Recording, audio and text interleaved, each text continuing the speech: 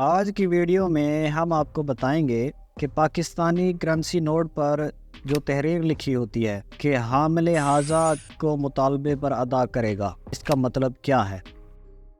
آپ کی جیب میں موجود کرنسی نوٹ پر لکھی تحریر حامل حاضہ کو مطالبے پر ادا کرے گا کا مطلب یہ ہے کہ آپ کی حکومت آپ کے مطالبے پر اس نوٹ کے برابر سونا ادا کرنے کی پابند ہے۔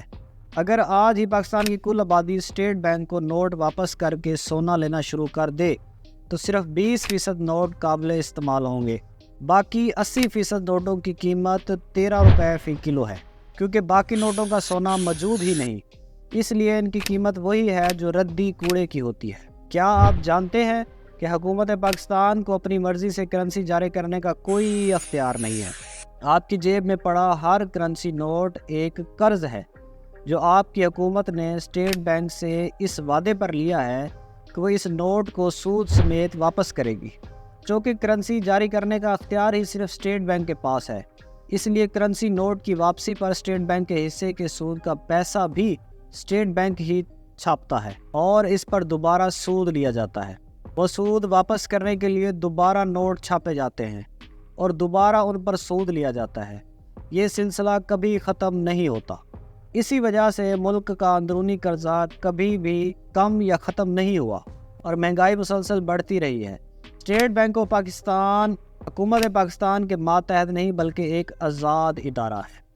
ہر کرنسی نوٹ اس بات کی رسید ہوتا ہے کہ اسٹیٹ بینک کے پاس اس نوٹ کے متبادل سونا موجود ہے، جبکہ اصل میں کرنسی نوٹ کے مقابلے میں اسٹیٹ بینک کے پاس موجود سونے کی شرح 20% سے بھی کم ہے۔ دوسری جنگ عظیم کے بعد یورپ کے لوگ لکڑی کی جگہ کرنسی نوٹ جلاتے تھے کیونکہ لکڑی کی قیمت کرنسی سے زیادہ ہو گئی تھی۔ مہنگائی بڑھنے کی شرح، جسے انفلیشن یا افراد زر کہتے ہیں، کا تصور صرف 100 سال پرانا ہے۔ ایک مرغی کی قیمت فرعون کے دور میں 2 درہم تھی، جو کہ 19ویں صدی کے آخر تک 2 درہم ہی رہی۔ اگر ہم غور کریں تو آج بھی اس کی قیمت 2 درہم ہی بنتی ہے، مطلب صفر انفلیشن۔ پچھلے صرف 100 سال کے دوران کاغذی کرنسی کی قیمت کئی سو گنا گر چکی ہے۔ انفلیشن دراصل ایک ٹیکس ہے جو امیر اور غریب بغیر کسی تفریق کے برابر ادا کرتے ہیں۔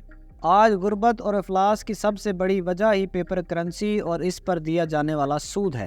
جب ہم IMF سے قرضہ لیتے ہیں تو اصل میں ڈالرز ہمارے پاس منتقل نہیں ہوتے، بلکہ امریکہ میں ہی کسی بینک میں موجود ایک اکاؤنٹ میں صرف کمپیوٹر کے ذریعے ٹرانزیکشن ہوتی ہے۔ اس اکاؤنٹ میں بھی ڈالرز منتقل نہیں ہوتے۔ آج تک دنیا میں موجود ڈالرز کا صرف 3% چھاپا گیا ہے، باقی 97% ڈالرز صرف کمپیوٹر کی ہارڈ ڈسک میں موجود ہے۔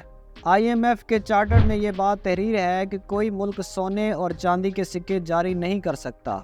اگر کرے گا تو IMF یا ورلڈ بینک ایسے ملک کو قرضہ نہیں دیں گے۔ امریکہ سمیت دنیا میں کئی سربراہ مملکت اس بات پر قتل ہو چکے ہیں کیونکہ انہوں نے اپنی کرنسی یا سونے اور چاندی کے سکے جاری کرنے کی کوشش کی۔ اس ملک کی حکومت، وزیر خزانہ اور سیکرٹری فائنانس IMF کی اجازت کے بغیر نہیں لگا سکتی۔ IMF قرضہ دیتے ہوئے سب سے پہلی شرط پرائیویٹائزیشن کی رکھتا ہے، اس کے بعد قرض دیا جاتا ہے۔ کبھی غور کیجئے گا کہ ایسا کیوں ہے۔